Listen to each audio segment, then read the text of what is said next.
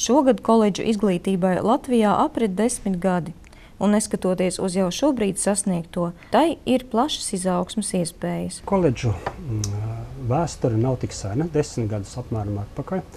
Latvijā nācās konstatēt, ka augstskolas, kurās studijas notiek 4, 5, dažkārt pat 6 gadus, ka tas cikls ir nedaudz pa garu, jo vairāk laikā, kad laikam ir ļoti liela nozīme, naudai liela nozīme. Un konstatēja arī, ka statistika rāda, ka no augstskolām apmēram 1/3 daļa no universitātēm, tā skaitā Latvijā, pēc 3. kursa studenti jau ir pametuši studijas. Dažādi iemesli pēc, vai nu pa garu, vai naudas pietrūkst, vai ģimenes apstākļi.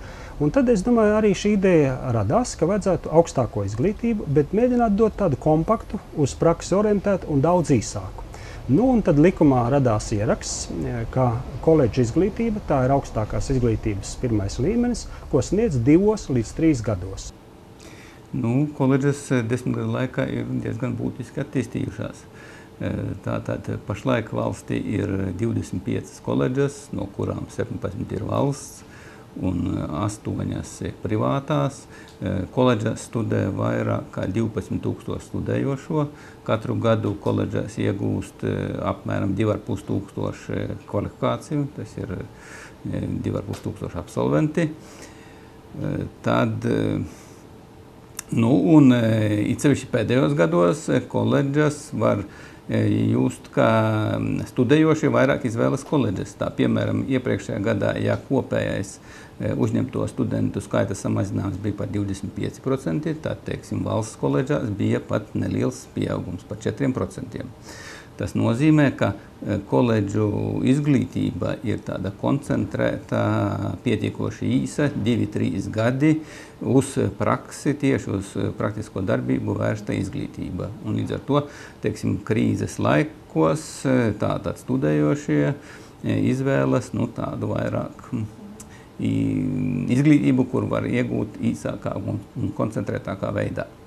Koledžas ir ļoti tuvas darba tirgum, jo koledžas izglītība ir profesionāla novirziena izglītība, līdz ar to koledžas visu laiku ir spiestas sadarboties ar darba devējiem, lai nodrošinātu saviem studentiem praksi, lai sastādītu prakses uzdevumus, un līdz ar to mēs visu laiku esam lietas kursā, ar kādam problēmam darba devēji šodien saskaras, kādas ir aktualitātes šajā jomā, kas jau novecoja.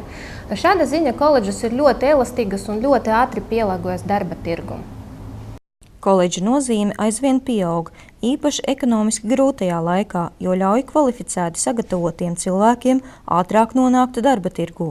Gatavību turpināt un attīstīt sadarbību ar koledžām uzsver arī Latvijas darba devēju konfederācijas ģenerāldirektore Elīna Egle. Es tiešām liktu uzsvaru uz 3 lietām. Pirmām kārtām mums ir daudz veiksmīgāk un aktīvāk jāsadarbojas ar darba devējiem, jo tas potenciāls patiešām nav izsmelts. Mums ir aktīvākās nozars, mums ir šie līderi, kas ļoti veiksmīgi strādā.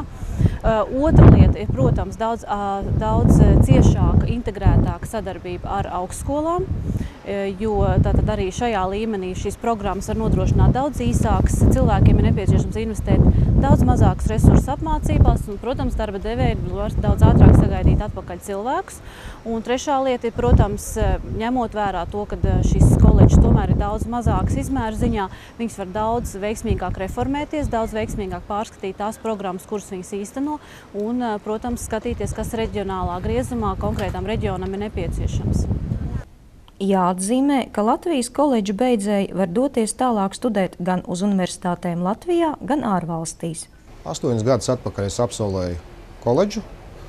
Šī koledža man deva fantastisku iespēju nostiprināt šeit gūtās juridiskās zināšanas kopsakarībā ar savu darba specifiku, proti policiju, un sekmīgi pielietot viņas turpmākajā darbā. Kā arī pavēra vēl fantastiskāku iespēju tālāk mācībām citās mācību iestādēs. Runājot par starptautisko sadarbību, protams, arī koledžām ir tieši tāda pat iespēja, kā universitātēm startēt Erasmus programmās, kas ļoti labprāt tiek izmantota, un studenti iegūtie kredītpunkti ārvalstīs tiek ieskaitīti mūsu studiju programmās, un arī, ja ārvalstu studenti atbrauc pie mums, šie kredītpunkti, ko viņi apgūst Latvijā, ir atzīstami viņu valstīs. Vai tās ir privātas koledžas, vai tās ir valsts koledžas, visām ir valsts standarti. Visām ir valsts noteikta zināma akreditācija periodiska, un līdz ar to mēs faktiski visas koledžas dod arī diplomas par koledžu beigšanu, ja students ir pabeidzis koledžu ar valsts ģerboni. Tad valsts atzīta augstākā izglītība ir iegūta. Koledžām ir pietiekami laba perspektīva, jo šajā laika posmā, kuras mēs eksistējam, mūs ir pieņēmuši darba devēji. Un darba devēji, darba tirgus orientējas uz koledžas beidzēju. Pirmām kārtām, un pēc tam tikai skatās tālāk par viņa akadēmiskumu šajā darba tirgu. Koledžā studējošo īpatsvars turpmāk tiek prognozēts, pieaugs līdz 20–25% no studējošo kopskaita. Un, teiksim, ja tagad mēs skatāmies, tieši analizējam bezdarbniekus, ko Nodarbinātības valsts aģentūra apkopo, tad mēs redzam, ka cilvēki ar koledžas izglītību ir visretāk bezdarbniekos, tas, kas pēdējā laikā, kur ir beiguši. Koledžas izglītība nodrošina virkni priekšrocību, plašu studiju programmu izvēli, prakses iespējas mācību laikā, salīdzinoši īsu studiju laiku un zemāku mācību maksu. Koledžas spēja ātri reaģēt uz izmaiņām darba tirgū, līdz ar to tā ir arī iespēja darbiniekiem pārkvalificēties.